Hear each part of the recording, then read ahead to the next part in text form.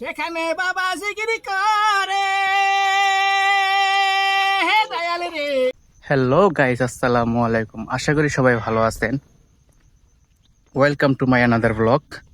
আমি যে জায়গাটা অবস্থান করছি, জায়গাটা হচ্ছে কুশলনগরে। কুশলনগরে একটা চরে, এই চরে সবকিছুই পাওয়া যায়। বিশেষ করে শীতের মৌসুমে এই চরের যে সৌন্দর্যটা ফুটে ওঠে।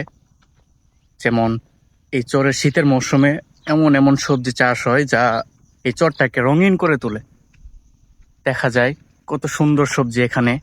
সরিষা আছে, আলু আছে, পেঁয়াজ আছে, মরিচ আছে, টমেটো আছে এবং ধনিয়া পাতা আছে এবং আরো নানান রকম সবজি এখানে চাষ হয়।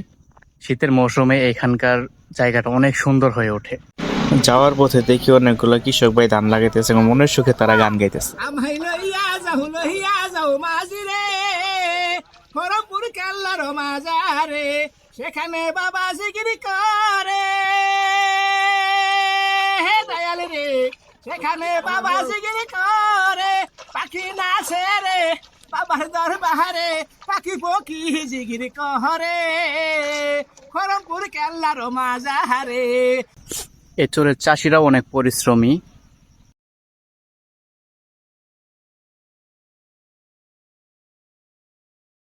এরকম গ্রামের প্রাকৃতিক দৃশ্য শহরের অনেক মানুষের আছে যা তারা দেখতে পারে না। তাই এই ভিডিওটার মাধ্যমে গ্রামের প্রাকৃতিক দৃশ্যটা তুলে ধরলাম।